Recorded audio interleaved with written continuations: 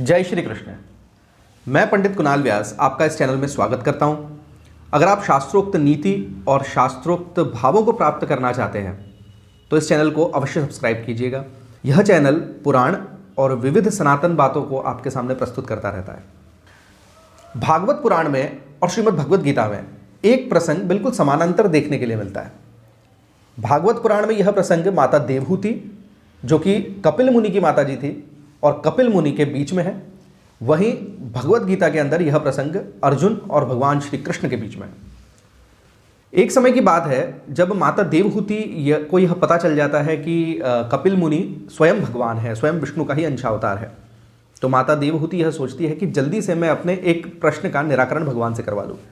और देखिए यह जो प्रश्न है, और सिमिलरली अगर हम बात करें कि अर्जुन भी भगवान श्री कृष्ण से यह प्रश्न का निराकरण कराने की सोचते हैं जब वो महाभारत की युद्ध भूमि में होते हैं।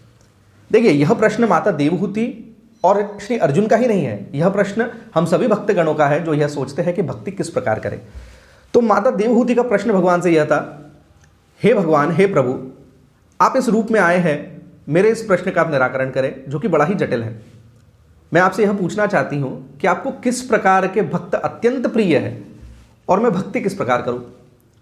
अब आप सुनिएगा भगवान किस प्रकार से इसका वर्णन करते हैं, और यह चरित्र जानना यह काफ़ी महत्वपूर्ण है। इसे ध्यानपूर्वक सुनिए, आप इसे सुनिए भी और इसे सुनाए भी, यह आपको पुण्य ही प्रदान करेगा। भगवान माता देवहूति का यह उत्तर देते हैं और कहते हैं, हे माता, भक्तों की श्रेणियां तय है और भक्त किस प्रकार के और कितने होते हैं और अनन्य भक्त कौन है यह सभी मैं आपको बताता हूं।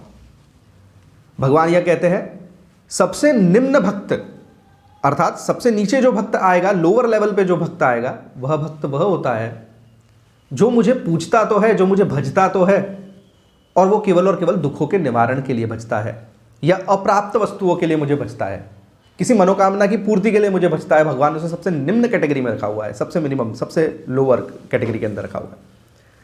यानी वह भक्त, अगर हम देखें कि हम भगवान को किसी मनोकामना की पूर्ति के लिए पूज रहे हैं, भज रहे हैं, उनकी सेवा कर रहे हैं, भगवत धर्म निभा रहे हैं, तो हम ये कहेंगे कि हम सबसे निम्न कैटेगरी के अंदर आते हैं। हम वो लेवल है जो कि लेवल सबसे निम्न है, सबसे छोटा लेवल है।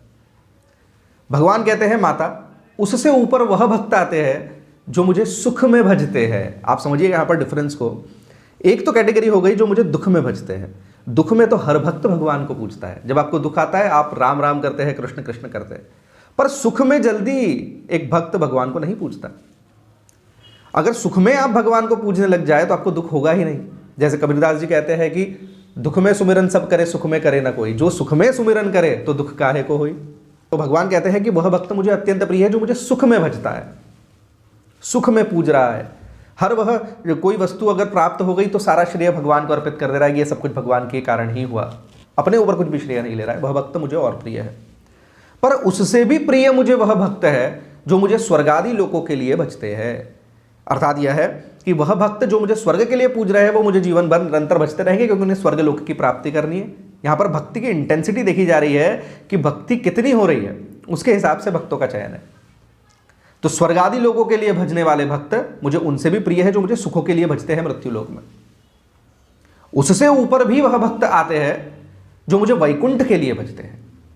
अब देखिए यहां पर आप स्वर्ग से ऊपर चले गए वैकुंठ के लिए। भगवान ये कहते हैं माता से कि वह भक्त, अर्जुन से भी भगवान श्री कृष्ण यही कहते हैं कि वह भक्त मुझे अत्यंत प्रिय है, ज्यादा प्रिय है, जो कि मुझे वैकुंठ के लिए भजते हैं।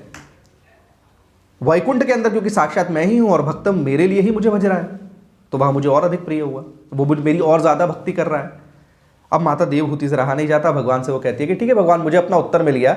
आपकी प्राप्ति के लिए जो आपको भज रहा है, वैकुंठ के लिए जो भज रहा है, वही आपको प्रिय है, वही अत्यंत प्रिय है, वही सबसे अधिक प्रिय है। भगवान कहते हैं नहीं, उनसे भी ऊपर एक प्रकार के भक्त होते हैं जो मुझे अत्यंत प्रिय है, और उनसे ऊपर कोई नहीं। माता से बिल्कुल भी रहा नहीं जाता। माता कहती है कि भगवान आप मुझे जल्दी से बताइए कि ऐसे भक्त कौन से हैं जो कि आपको अत्यंत प्रिय है। तो देखिए अब गौर से सुनिएगा भगवान क्या उत्तर देते हैं। भगवान यह कहते हैं कि मुझे वह भक्त अनन्य प्रिय है जो यह कहते हैं कि हे भगवान, आप मुझे नरक की आग में जला दीजिए, आप मुझे नरक में रखिए, आप मुझे स्वर्ग में रखिए, आप मुझे मृत्यु लोक में रखिए, आप मुझे कहीं भी रखिए, पर आपकी भक्ति का भाव ना छूटे, आपका स्मरण ना छूटे, और मैं हर वक्त हर समय आपकी भक्ति करता रहूं। ऐसा भक्त मुझे अत्यंत प्रिय है, क्योंकि उसके सारे कार्य भक्तिपूर्ण होते हैं। वह अनन्य भक्त सारे ही अपने कार्य मुझे समर्पित कर देता है, और जो कार्य को मुझे समर्पित करता है अर्थात वह पूजा ही कर रहा है। तो यहां पर आप देखेंगे कि भक्ति की इंटेंसिटी सबसे अधिक है। भक्ति ये कह रहा है कि मुझे आप कहीं भी रखिए, मुझे कोई लोक की वासना नहीं है, मुझे किसी वस्तु की प्राप्ति नहीं करनी है। आप चाहे मुझे मृत्यु लोक में रखिए, आप चाहे मुझे वैकुंठ में रखिए, आप चाहे मुझे नरक में रखिए, लेकिन हे भगवान आपके चरणारविंद मुझसे ना छूटे, आपकी भक्ति मुझसे ना छूटे। तो हम भी आपसे यही कहना चाहते हैं कि भगवान को अगर आपको पूजना है तो यह जन्म को आखिरी जन्म बनाइए, जैसे कि हम आपको पहले भी कह चुके हैं। और भगवान की भक्ति इस तरह से करिए ताकि भक्ति के अंदर और वृद्धि हो जाए। भगवान कहते हैं मुझको ऐसे ही भक्त प्रिय है जो मुझसे हमेशा यह मांगते हैं कि हे भगवान हम आपके द्वार पर आ गए हैं, जितनी भक्ति है उसको 4 गुना 16 गुना करते जाइए, बस भक्ति को बढ़ाते जाइए, बाकी सब तो अपने आप ही प्राप्त हो जाएगा। राधे राधे।